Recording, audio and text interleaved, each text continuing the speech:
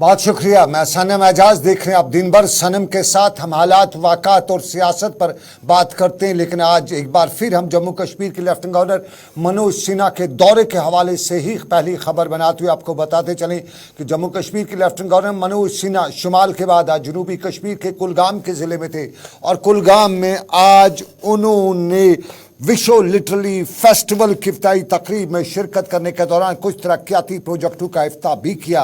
लेकिन सबसे बड़ी बात जो जम्मू कश्मीर के लेफ्टिनेंट गवर्नर मनोज सिन्हा ने आज इस दौरे के दौरान बताई, वो चूँकि इलाका साउथ कश्मीर का था तो साउथ कश्मीर के इलाके में अलायदगी पसंदी की बात भी की, मिलिटेंसी की बात भी की। और जम्मू कश्मीर के लेफ्टिनेंट गवर्नर मनोज सिन्हा ने कहा कि अब वक्त हो चुका है जम्मू कश्मीर में उनके अल्फाज के मुताबिक मिलिटेंसी अलायदगी पसंदगी जो है वो ख़त्म हो चुकी है, मिलिटेंसी बिस्तरे मर्ग पे है। उन्होंने बताया कि जम्मू कश्मीर के लोगों को मिल के इसका मुकाबला करना चाहिए और इस वक्त जब जम्मू कश्मीर से लेकर मुल्क में मिलिटेंसी का पूरा माहौलियाती निज़ाम जो गिर चुका है, मुझे यकीन है कि वो वक्त दूर नहीं जब मिलिटेंसी का इकोसिस्टम मुकम्मल तौर पे तबाह भी हो जाएगा।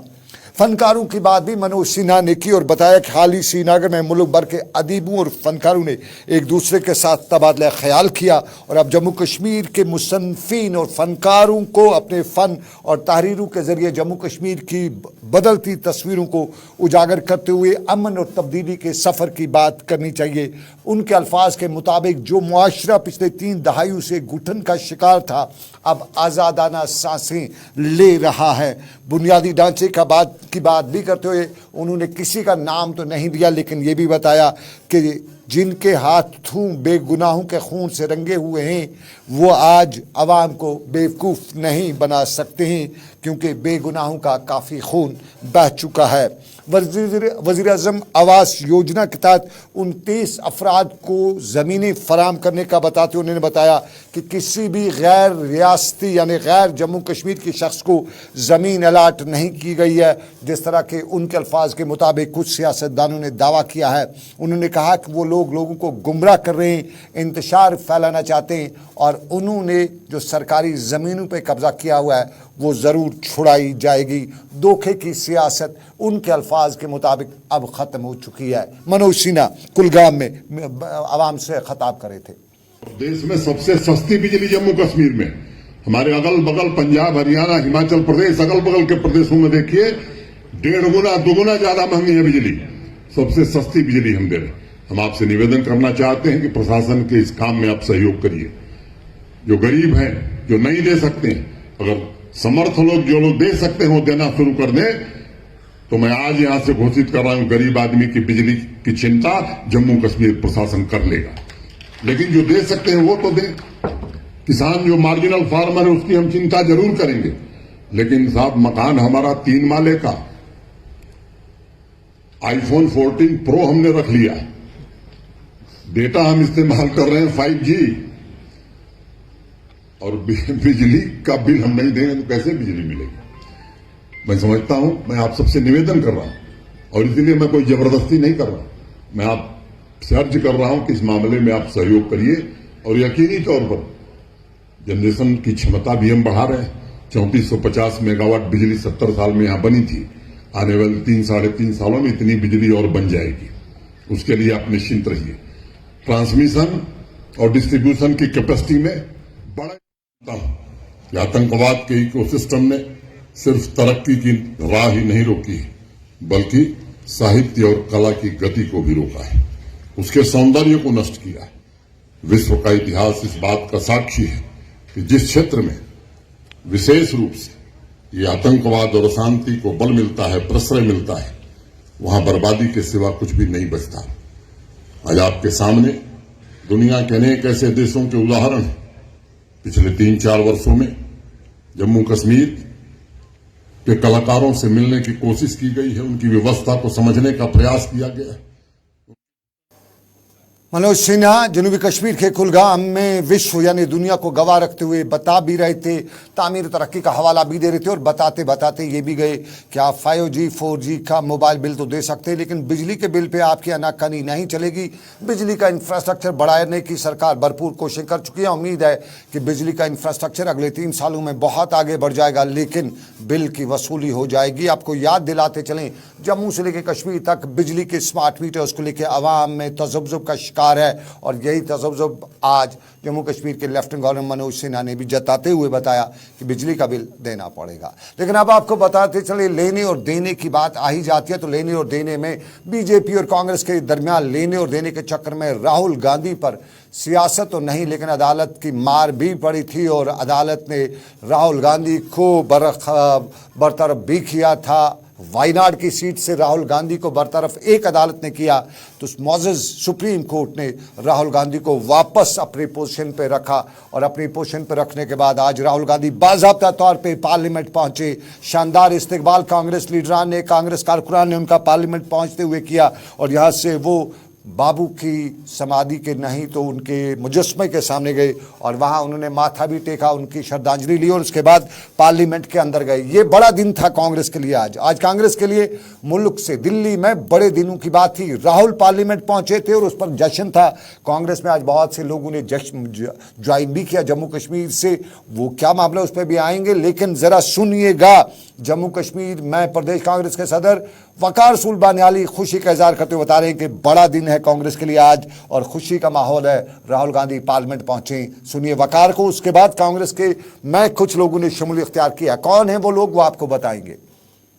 हमारे लिए मोस्ट इम्पॉर्टेंट है कि राहुल जी दोबारा पार्लियामेंट में वापस गए। बहुत खुशी है हमें कि वो दोबारा आम आदमी की आवाज़ वहाँ पे उठाएंगे, आम आदमी की आवाज़ बन के वहाँ पे उभरेंगे। जो उनके साथ साजिश की गई थी, हम सुप्रीम कोर्ट का बहुत शुक्रगुजार हैं कि दोबारा उनकी सदस्यता जो है वो बहाल की गई। हमारे लिए मोस्ट इम्पॉर्टेंट है कि राहुल जी दोबारा पार्लियामेंट में वापस गए। बहुत खुशी है हमें।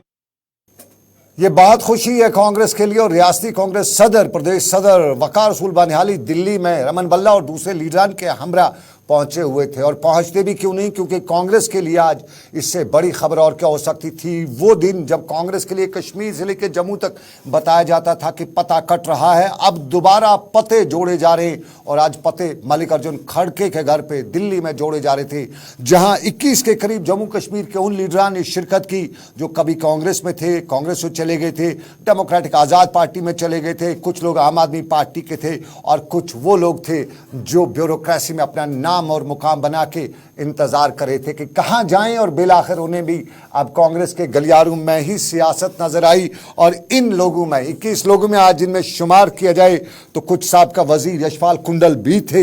हाजी अब्दुल डार सोपोर से ताल्लुक था, कभी कांग्रेस के यस बॉस कहने वाले अब्दुल डार कुछ दिनों पहले या कुछ महीना पहले आज़ाद की सरबराही वाली डेमोक्रेटिक आज़ाद पार्टी में चले गए थे, और आज उन्हें वापस कांग्रेस का जो पट्टा है वो लिया। और उसके साथ साथ नरेश कुमार गुप्ता, ये भी डेमोक्रेटिक आज़ाद पार्टी में चले गए थे, साथ में श्यामलाल भगत भी, निम्रता शर्मा भी थी, और चाडूरा की डीडीसी मेंबर साइमा जान भी थी, और साइमा जान के साथ शाहजहान डार, फार्मर डायरेक्टर जो है साहब डायरेक्टर सुकास के डॉक्टर फारूक अहमद आगा भी आज उनमें थे जो आज सियासत के गलियारों में कांग्रेस का हाथ थामने वाले थे। और बड़ा नाम कश्मीर का ब्यूरोक्रेसी में Ghazanfar Ali, director rural development से लेकर दूसरे बड़े ओहदों तक तैनात रहने के बाद अपना मुकाम बनाने वाले गजनफर अली को भी ने भी आज कांग्रेस का ही हाथ थामा, और दिल्ली में आज बाज़ाब्ता तौर पर उन्होंने कांग्रेस के साथ अहद पैमान भी किया। गजनफर अली के साथ साथ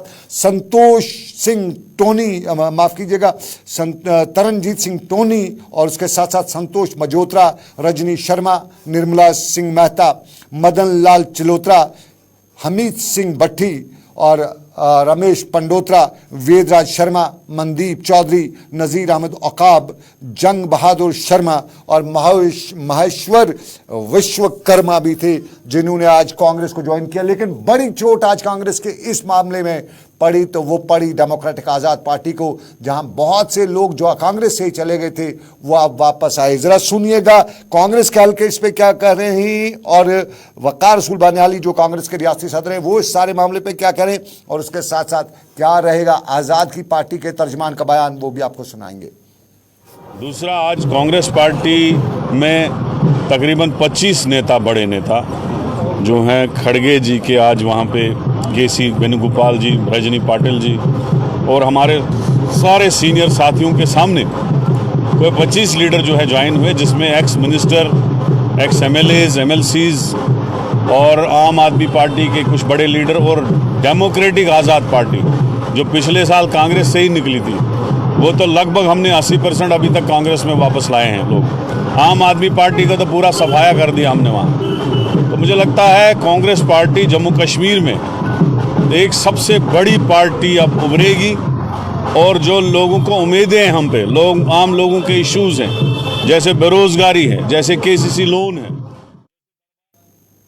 वकार रसूल बानियाली रियासती कांग्रेस के सदर, और बता रहे थे कि दिल्ली में कांग्रेस के सदर मल्लिकार्जुन खड़गे के घर से कांग्रेस ने आज खड़काया, और खड़काने वालों में पहला खड़का, वो बड़ा खड़का डेमोक्रेटिक आज़ाद पार्टी यानी गुलाम नबी आज़ाद की पार्टी को लगा है। और यही हमने आज़ाद के तर्जमान ने इस हवाले से भी बयान दिया। सलमान निज़ामी ने इस पर अपना रद्दमल जाहिर करते हुए कहा कि आने जाने वाली सियासत है, और इस सियासत में वो नाकारा लोग थे जो वापस चले गए। ये गुलाम नबी आज़ाद की पार्टी के तर्जमान सलमान निज़ामी बता रहे हैं कि उनका अब ग्राउंड ख़त्म हो चुका था, वो क्या कर सकते थे। ज़रा सुनिए सलमान क्या बता रहे हैं। आज़ाद साहब के साथ लोग हैं, क्योंकि हमारा काम बोलता है। आज़ाद साहब ने काम किया है, एज चीफ मिनिस्टर उन्होंने काम किया, डेवलपमेंट की है, और एतबार है लोगों को कि अगर आज़ाद साहब चीफ मिनिस्टर बनेंगे तो इस मुसीबत से वही हमें निकाल सकते हैं। इसलिए कुछ अपॉर्चुनिस्ट हैं, एक दो लोग थे, उनकी कॉन्स्टिट्यूंसी में आज आज़ाद साहब गए हैं, वहाँ देखिए कि हज़ारों की तादाद में आज़ाद साहब को सुनने के लिए लोग आए। उनको बनाने वाले भी आज़ाद साहब हैं। अब उनने क्या, उनको जो है क्या लगा कि भाई यहाँ जो है यहाँ छोड़ के वो कांग्रेस में जाएं, लेकिन आज़ाद साहब ने कल भी कहा कि जो लोग काम नहीं करते हमें उनकी ज़रूरत नहीं है। अभी तक जो भी लीडर यहाँ से निकले जो कांग्रेस में गए या जिनको हमने एक्सपेल किया, तो आप मुझे बताइए जब से हमने पार्टी बनाई उन्होंने एक भी पब्लिक मीटिंग नहीं की, एक भी ब्लॉक मीटिंग नहीं की, जीरो है वो ग्राउंड पे। लो जी, ये बताया सलमान निज़ामी ने कि एक भी जलसा, एक भी मीटिंग नहीं की। तो आगे देखना होगा कितना अपनी ताकत का ये लोहा मनवा पाते हैं, जवाब दे पाते हैं, जो आज कांग्रेस को ज्वाइन किया है। लेकिन आपको बताएं, सियासत दिल्ली में गर्म तो जम्मू कश्मीर में भी जम्मू कश्मीर की सियासत के हवाले से सवाल जवाब और मामला बराबर जारी है। और इन्हीं सवालात और जवाबात के बीच में आज जम्मू में पीडीपी सदर महबूबा मुफ्ती थी, और महबूबा मुफ्ती ने यहाँ कारकुनान के लिए जब बात की तो जम्मू कश्मीर के स्पेशल स्टेटस का मामला भी रखा, और सवाल सबसे महबूबा मुफ्ती ने उठाया पत्थरबाजी का। पत्थरबाजी की बात करते हुए महबूबा मुफ्ती ने बताया कि बीजेपी वो जमात है जिन्होंने कश्मीर से बीजेपी को निकाल के पूरे मुल्क में, माफ़ कीजिएगा, पत्थरबाजी को निकाल के पूरे मुल्क तक पहुंचा दिया है। ये बीजेपी पर इल्ज़ाम आज महबूबा मुफ्ती ने जम्मू में अपने कारकुनान से खताब के दौरान भी बताया, और जेलों की बात भी करते हुए बताई कि सरकार बता रही कि हमने लैपटॉप दिए हैं, हमने लोगों को, नौजवानों को सामने लाया है, तो ज़रा सरकार ये साफ करे कि किस नौजवान को दिया है, और अगर नौजवान को लैपटॉप दिया है तो फिर वो जेल में क्यों बंद है। जम्मू कश्मीर के नौजवानों की महबूबा मुफ्ती ने बात भी की, और भी बताया कि वक्त एक था जब जम्मू कश्मीर से लेकर मुल्क की आवाम को दुनिया भर में इज्जत की निगाह से देखा जाता था, हिंदुस्तान के पासपोर्ट को इज्जत मिला करती थी। लेकिन अब बीजेपी ने उनके अल्फाज के मुताबिक हाल ये कर रखा है कि बैनुल-अक़वामी सतह तक अखबार देखिए, जरीदे देखिए, जहाँ भी देखिए मुल्क हिंदुस्तान, और उस हिंदुस्तान में उनके अल्फाज के मुताबिक बीजेपी की जो करनी है उस पर तबसरे होते हैं, उसकी नुक्ताचीनी होती है, और हिंदुस्तान की जमहूरियत को निशाना बनाया जाता है। सुनिएगा महबूबा मुफ्ती को जम्मू में आज का बता रही थी। मगर आप सोचो कि ये जम्मू कश्मीर को पूरे मुल्क में बेचते हैं, तब जाके वोट लेते हैं। अरे मुझे बताओ, ये समझ नहीं आती आप लोगों को कि इन्होंने पुलवामा के जो शहीद, उनको भी बेच के वोट मांगे कि नहीं मांगे, याद है आपको? हाँ, उसके बाद मुझे बताइए, वो तो उसके बारे में पुलवामा में क्या हुआ वो मैं नहीं बोलूंगी, वो सतपाल मलिक बहुत अच्छी तरह बोलते हैं। उसके बाद बालाकोट हुआ, उसमें भी वोट ले लिए। अरे इंदिरा जी ने तो बांग्लादेश बनाया, पर कभी उसने उन अपने शहीदों पे वोट नहीं मांगे, बांग्लादेश पे वोट नहीं मांगे। कभी उसने नहीं रखा कि आपको एक वोट डालना है उस जवान के लिए जिसने शहादत दी पुलवामा में। उसने तो नहीं कहा ऐसा। She did not say that. आज कश्मीर में हमारे पंडित भाइयों के लिए 2 सीटें रिजर्व करते, जम्मू में रिफ्यूजीज के लिए 1 करते, कश्मीर में हमारे सरदार जो वहां रहे जिन्होंने कश्मीर नहीं छोड़ा उनके लिए 1 करते, हम वोट डालते उनके लिए। मगर नहीं, क्या किया, इसको भी अपनी जेब में रखा ताकि जो इनकी अपनी थिंकिंग के जैसा होगा अपनी जेब से निकाल के उसी को लाएंगे जो इनकी तरह जहर बटोरेगा, जो मुसलमान को हिंदू से लड़ाएगा, ब्राह्मण को शेड्यूल कास्ट से लड़ाएगा, पहाड़ी को गुज्जर से लड़ाएगा। पर मैं कहती हूं कॉन्स्टिट्यूशन से गद्दारी कौन कर रहा है इस वक्त? संविधान से गद्दारी कौन कर रहा है? उनको जेल में डालो, सारे लोगों को जेल में डाल दो। अगर आप भ्रष्टाचार की बात करते हो तो फिर जिनको आप भ्रष्टाचारी कहते हो उनको अपनी पार्टी में क्यों मिलाते हो? जम्मू के लोगों, आपके सामने मैं भी हूं, आपके सामने बीजेपी के पास हर डिस्ट्रिक्ट में करोड़ों रुपए का दफ्तर कहां से आ गया? कहां से आ गया? ये आपका पैसा है, ये भ्रष्टाचार का पैसा। ये चलिए, महबूबा मुफ्ती जम्मू में ये भी बताया महबूबा मुफ्ती ने कि बाजी में कहते थे कि जम्मू कश्मीर वाले सब ले गए। आज जम्मू वालों का क्या हाल किया ये बीजेपी ने किया, ये बता रही थी महबूबा मुफ्ती। जम्मू वालों को उकसाने की बात नहीं बल्कि उनके अल्फाज के मुताबिक वो समझाने की बात करी थी, हकीकत बता रही थी, ये महबूबा मुफ्ती का कहना था। लेकिन आपको बताएं, महबूबा मुफ्ती जम्मू में थी तो श्रीनगर में गुलाम नबी लोन हांजूरा ने भी आज पिछले दिनों के मामलात को लेकर कमान संभाली हुई थी और गुलाम नबी लोन हांजूरा ने बीजेपी के जश्न पर सवाल भी उठाया। ये भी बताया कि ज़रा बीजेपी बताइए कि पीडीपी अगर श्रीनगर में उनके जश्न के मुकाबिल हकीकत उनके अल्फाज के मुताबिक बयान करना चाहती तो फिर गिरफ्तारी क्यों? गुलाम नबी लोन हांजूरा श्रीनगर में पार्टी दफ्तर में मीडिया से बात करते हुए सवालात के कटघरे में बीजेपी को खड़ा कर रहे थे। सुनिए उनके सवालात और उसके बाद हम आगे बढ़ेंगे बड़े मुद्दे पे भी। जितने भी लोगों ने यहाँ जश्न मनाया वो सारे बीजेपी के ज़र खरीद एजेंट से यहाँ बैठे हैं जो जम्मू कश्मीर के लोगों के दुश्मन हैं, क्योंकि हम लड़ते हैं जम्मू कश्मीर के लोगों के हुकूक के लिए और वह उस बात पे जश्न मनाते हैं। ये अफसोस की बात है। और उन्होंने ये बात कही कि कोई भी लीडर पीडीपी का बंद नहीं था, कोई भी लीडर, किसी भी लीडर को गिरफ्तार नहीं किया गया, जबकि मैंने आपको मिसालें दी कितने लीडर्स हमारे बंद किए गए थे। और उन्होंने ये भी बात की कि जश्न यहाँ के, उन्होंने कहा कि ये बीजेपी जश्न नहीं मना रही है बल्कि जम्मू कश्मीर के लोग मना रहे हैं। और आपको पता होगा, आपने वो कवर किए होंगे, वो उनके जो जलसे थे 100-150 लोगों के अलावा उन जलसों में कोई था नहीं, लेकिन वो ये दावा करते हैं कि ये जश्न जम्मू कश्मीर के लोग मना रहे हैं, जबकि ये जश्न जम्मू कश्मीर के लोग नहीं मना रहे थे। जिस तरह बीजेपी दावा कर रही है कि जश्न उनके अल्फाज के मुताबिक अवाम मना रही थी। लोन हांजूरा ने सवाल उठाया कि 1 करोड़ की आबादी में अगर 100 लोग कहीं आ जाएं तो क्या वो पूरी आबादी होती है? 5 अगस्त को बीजेपी ने जश्न मनाया, वो कुछ उनके अल्फाज quote unquote Ghulam Nabi loan Hanjura जो आपने सुना वो ज़र खरीद एजेंट थे, ये उनका कहना था। लेकिन मुजफ्फर शाह जो दिल्ली से लेकर जम्मू कश्मीर तक सियासत में 370 को लेकर पार्लियामेंट तक पहुंचे थे ने आज श्रीनगर में मीडिया में भी जश्न की बात भी की और जश्न की बात करते हुए बताया कि बहुत जल्दी बीजेपी को देखना पड़ेगा, समझना पड़ेगा, क्योंकि जब क्रिकेट के अल्फाज इस्तेमाल करते उन्होंने बताया कि जब सुप्रीम कोर्ट से बाउंसर चलेगी और बाउंसर के जरिए जम्मू कश्मीर का 370 श्रीनगर के लाल चौक में पहुंचेगा तो तब बीजेपी जश्न मनाए। फिलहाल वो दिखावा जो वो कुछ करती है वो देखने वाली बात है।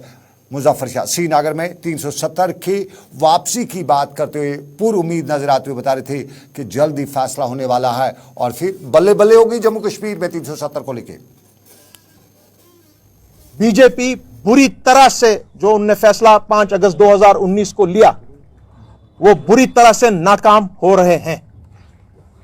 वो किस बात की यहां जश्न मना रहे थे 5 अगस्त को? अरे भाई लोगों, आपका केस इस वक्त माननीय सुप्रीम कोर्ट सुन रहा है आर्टिकल 370 का। आप किस चीज का जश्न मना रहे हैं? आपको तो मातम मनाना चाहिए। और मैं एक चीज यह भी बता दूं कि बहुत से लोग हमेशा यह भी ताने देते थे कि 370 में तो कुछ है ही नहीं भाई, ये क्या है, कुछ नहीं, इसमें कुछ नहीं है, देयर इज नथिंग। ये जो ABCDEFG टीम जो निकली हुई है यहां पर बीजेपी के एमा पे, ये तो बार बार कहते थे उसमें क्या था, खोखला है ये। यही खोखला चीज, इतनी ताकत है इसमें, इस खोखले चीज को देखने के लिए पूरी दुनिया आज माननीय सुप्रीम कोर्ट पर निगाह रखी हुई है। और इस 370 में इतनी ताकत है कि 2024 के इलेक्शन से पहले मुजफ्फर शाह बता रहे थे कि ये जीत जश्न की बात नहीं है, क्योंकि ऑनरेबल सुप्रीम कोर्ट में 370 की पिटिशन को एडमिट करना ही पहली जम्मू कश्मीर के आवाम की कामयाबी। और अब डे टू डे हियरिंग के बाद बीजेपी को उनके अल्फाज के मुताबिक जश्न की तरफ वापस मुड़ना पड़ेगा। लेकिन आपको नेशनल कॉन्फ्रेंस के बड़े लीडर चौधरी मोहम्मद रमजान का हाल अहवाल भी बताते चले। हंदवाड़ा का इलाका और चौधरी मोहम्मद रमजान आए दिन कोई न कोई मार्का तय करते ही जा रहे हैं। आज भी एक और मार्का था और इसमें आज उन्होंने दूसरी जमातों के कई लीडरान को अपनी पार्टी में शमूलियत कराई। बताते चले हंदवाड़ा में आहिस्ता आहिस्ता चौधरी मोहम्मद रमजान चुपके से सेंधे मारते जा रहे हैं, इलाकों पे इलाके रोनते जा रहे हैं। और कुछ हल्के ये भी बता रहे हैं कि अच्छे दिन अब तो चौधरी मोहम्मद रमजान के ही हंदवाड़ा में हैं। और जिस तरह से उन्हें वहाँ का यूथ मिल रहा है, वहाँ के लोग पॉलिटिशियंस मिल रहे हैं, उसके बाद उनके हरीफों के दांत खट्टे भी हो सकते हैं। और आज चौधरी मोहम्मद रमजान ने हंदवाड़ा में हरीफों की बात की तो बात करते करते 370 की बात करते हुए बताया कि ये जम्मू कश्मीर की नेशनल कॉन्फ्रेंस ही है जिसने मुअज़्ज़ज़ अदालत तक जाकर दस्तक दी और 370 के हवाले से कौम को जगाया भी। चौधरी मोहम्मद रमजान हंदवाड़ा में मीडिया से बात करे थे। पिटिशन नेशनल कॉन्फ्रेंस ने दायर की है और वही पिटिशन इस वक्त ज़ेरी बहस है सुप्रीम कोर्ट ऑफ इंडिया में, जो मोहम्मद अकबर लोन साहब और जस्टिस हसनैन मसूदी ने दायर की थी। क्योंकि आपको याद होगा जब 370 ख़त्म किया गया उस वक्त नेशनल कॉन्फ्रेंस की सारी जो लीडरशिप है, डॉक्टर फारूक अब्दुल्ला से लेकर नीचे तक उमर अब्दुल्ला समेत तमाम MLAs एक्स मिनिस्टर जितने भी थे, पार्टी के जितने भी प्रेसिडेंट सब हम थे उस वक्त जेलों में थे या नज़रबंद थे। तो उस वक्त हमारे दो पार्लियामेंट मेंबरों ने वो पिटिशन, क्योंकि वो बंद नहीं थे, वो मतलब आज़ाद थे, उन्होंने पिटिशन की। वही पिटिशन इस वक्त ज़ेरी बहस है सुप्रीम कोर्ट में। तो बाकी बहुत सारे लोगों ने कहा था उस वक्त कि हमने भी किए, कईयों ने तो विड्रा भी किए, वो तो आपको मालूम है, कईयों ने तो विड्रा भी की, तो कईयों का तो नाम निशान है लोग। चौधरी मोहम्मद रमजान हंदवाड़ा में और बता रहे थे कि मोहम्मद अकबर लोन ने पहला बार का तय किया और मेंबर पार्लियामेंट मोहम्मद अकबर लोन ने दिल्ली में Dastak the honourable supreme court में, 370 को वहां लेके गए और अब अच्छे की उम्मीद भी है। लेकिन अच्छे की उम्मीद आशा वर्करों, सोशल वेलफेयर की इन खवातीन को भी थी, लेकिन इनके साथ कितना अच्छा हो रहा है वो हम पिछले कई सालों से देख रहे हैं। इनसे हर वो काम लिया जाता है जो सरकार इनके कायदे और कानून में नहीं है। इनको अफसरान, अपने सीनियर अफसरान बताते हैं कि आज ये ड्यूटी देनी है, कल वो ड्यूटी देनी है, आज कहीं उधर जाना है, अब कल उधर जाना है। कभी इनके पास तनख्वाह भी नहीं होती, लेकिन किराया भी नहीं होता, लेकिन फिर भी ये जाती हैं क्योंकि इनको डर लगा रहता है, गई नहीं तो नौकरी गई।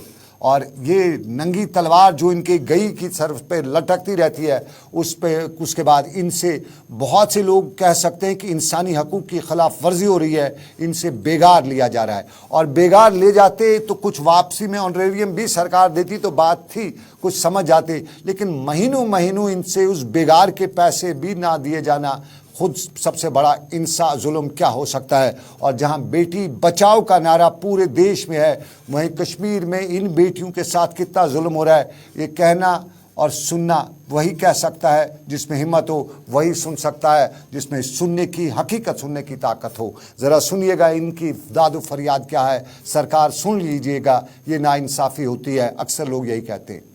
जैसा कि आप लोगों को पता है कि मतलब हम एज ए आशा काम करते हैं 16 ईयर्स से, तो हमारी सैलरी पहले 5-8 साल तक कुछ थी ही नहीं। उसके बाद उन्होंने 1000 दिया था और उसके बाद कुछ साल के बाद हमें 2000 मिलते हैं। लेकिन अभी ये लोग हमें हर रोज़ सर्वे करवाते हैं, पर डे हमारी सर्वे होती है, कभी गोल्डन कार्ड्स के मुतालिक, कभी इश्राम कार्ड्स के मुतालिक, और उसके बरअक्स हमारी ना सैलरी कहीं पे है और जो भी फंड्स मतलब हमें दिए जाने चाहिए, जो हम काम करते हैं उस हिसाब से हमारी सैलरी तो 10 है, 2000 वो हमें ईद पे मिले थे। अप्रैल है तब से हमने नहीं लिए है, लास्ट ईयर का इन्होंने ख़त्म किया है, लेकिन जो नया साल है हमें रोना पड़ सकता है, हमें रोना चाहिए इस सारी सूरत हाल में। ये ख़वातीन जो हैं, इनके पास किराया नहीं होता, ये बस में सोमो बैठती हैं तो अक्सर उदास रहती हैं, चेहरे मुरझाए रहते हैं, और इन मुरझाए चेहरों की एक ही कहानी होती है कि इनकी जेब खाली होती है। और ये हर वो शख्स जान सकता है, बड़े सेठ लोग, बड़े ब्यूरोक्रेट, बड़े IAS IPS शायद ना जाने, क्योंकि उनकी जेब कभी खाली रह नहीं सकती है। लेकिन जिस शख्स की जेब खाली कभी हो और वो बाज़ार में उदास देखता रहे, वही समझ सकता है कि इन ख़वातीन का दर्द क्या हो सकता है। और फिर ईद पे इन्हें सैलरी मिली है, ईद के बाद अब दरियाए जहलम से उतना पानी गुजर चुका है जितने से जम्मू कश्मीर के बजट से बजट बन सकते थे, लेकिन सरकार इनकी बात नहीं सुन रही है। तो सुनिए सरकार, ये जुल्म हो रहा है और जुल्म के खिलाफ आवाज़ उठाना हम जमहूरियत में पहला हक समझते हैं। तो आज के दिन भर इसी के साथ ये इख्तिताम पजीर हुआ चाहता है। मुझे दीजिए इजाज़त इस उम्मीद के साथ कि रब कायनात की मर्ज़ी, फिर करेंगे आपसे मुलाकात। आप रखिए अपना ख्याल। अल्लाह हाफिज़।